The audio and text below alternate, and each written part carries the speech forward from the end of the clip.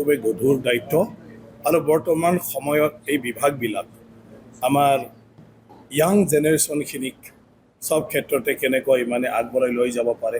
আৰু তেওঁলোকক আমি এংগেজ কৰিব পাৰোঁ সেইটোৰ লগত ৰিলেটেড গোটেই বিভাগটো আজি স্কিল ডেভেলপমেণ্ট আৰু এণ্টাৰপ্ৰেনাৰশ্বিপ খুব ইম্পৰ্টেণ্ট যে আমি নিবনুৱা যুৱক যুৱতীসকলক কেনেকৈ কৰ্মসংস্থাপন দিব পাৰোঁ আৰু তাৰ কাৰণে তেওঁলোকৰ যোগ্যতাটো আমি কেনেকৈ আনিব পাৰোঁ এটাটো হ'ল হেণ্ডলুম আৰু চেৰিকালচাৰ এয়া অত্যন্ত ইম্পৰ্টেণ্ট অসমৰ কাৰণে আৰু সেয়া হ'ল আমাৰ পৰম্পৰা আৰু যিটোৰ জৰিয়তে আমি আমাৰ মানে ঘৰখনৰ গোটেইটো আৰ্থিকভাৱেও এইটো আমি ঠিক কৰি লৈ আহি আছোঁ আগৰ দিনৰে পৰা গতিকে ভাৰত চৰকাৰ আৰু অসম চৰকাৰে ইয়াৰ ওপৰত যথেষ্ট মানে কিছুমান আপোনাৰ মিছন লৈছে গতিকে সেইটো কৰিব লাগিব স্পৰ্টছ এণ্ড ইউথ মানে ৱেলফেয়াৰ আছে এয়াও খুবেই ইম্পৰ্টেণ্ট ইয়াং মানুহবিলাকৰ কাৰণে আৰু ইণ্ডিজিনিয়াছ ট্ৰাইবেল পেৰেণ্ট কালচাৰ এতিয়া ভাৰতীয় সভ্যতা সংস্কৃতি সনাতন ধৰ্ম আৰু তাৰ লগতে আমাৰ অসমত বিভিন্ন জাতি জনগোষ্ঠী যিবিলাক আমাৰ ট্ৰাইবছ আছে তেওঁলোকৰ ভাষা কলা সংস্কৃতিটো আমি কেনেকৈ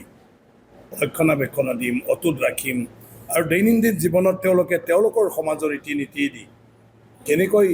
চলি থাকিব পাৰে আৰু সেইবোৰ চলাই লৈ যাই থাকিব পাৰে তাৰ কাৰণে অসম চৰকাৰে এটা মানে ব্যৱস্থা লৈছে মাননীয় মুখ্যমন্ত্ৰী ডাঙৰীয়াই এইটো খুব গুৰুত্ব প্ৰদান কৰিছে গতিকে প্ৰত্যেকটা বিভাগ যিটো দিছে সেয়া অসমৰ প্ৰত্যেকজন নাগৰিকৰ লগত জড়িত গতিকে বহুত গধুৰ দায়িত্ব তথাপিও মোৰ ওপৰত যিহেতু বিশ্বাস এটা ৰাখি এই দায়িত্বখিনি দিছে মোৰ গোটেইটো মোৰ জীৱনটোত মই অলপ টাচ কৰি অহা এইবোৰ কামত মই জড়িত হৈ আহিছোঁ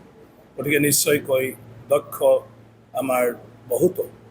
বিষয়াসকলো আছে গতিকে আমি যিমান পাৰোঁ মই ভাবোঁ অসমৰ ভৱিষ্যতৰ কাৰণে সেই বিভাগৰ জৰিয়তে যিখিনি কৰণীয় আছে সেইটো কৰিবলৈ চেষ্টা কৰিম সেইকাৰণে মইতো এতিয়া দায়িত্ব পাইছোঁহে আমাৰ মানে অলৰেডি অনগয়িং কিছুমান আমাৰ প্লেনিং আছে আৰু স্কিমছবিলাক আছে নেশ্যনেল আৰু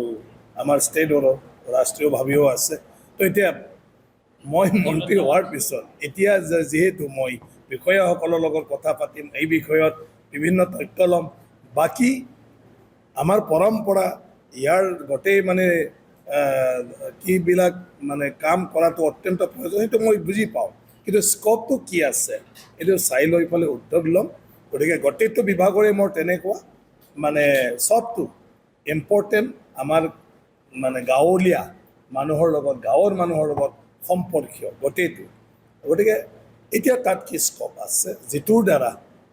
আমি আৰু বেছি ভাল কৰিব পাৰোঁ আৰু মুখ্যমন্ত্ৰী ডাঙৰীয়াৰ সপোনটো কি পৰিকল্পনাটো কি আৰু তাৰ কাৰণে আগৰ পৰা সেই ডিপাৰ্টমেণ্টবিলাকে কি কি লৈ আছে সেইটো জনাৰ পিছত মই ভাবোঁ লাহে লাহেকৈ নিশ্চয় মানে বুজিব পাৰিম আৰু আপোনালোককো অৱগত কৰি থাকিব পাৰিম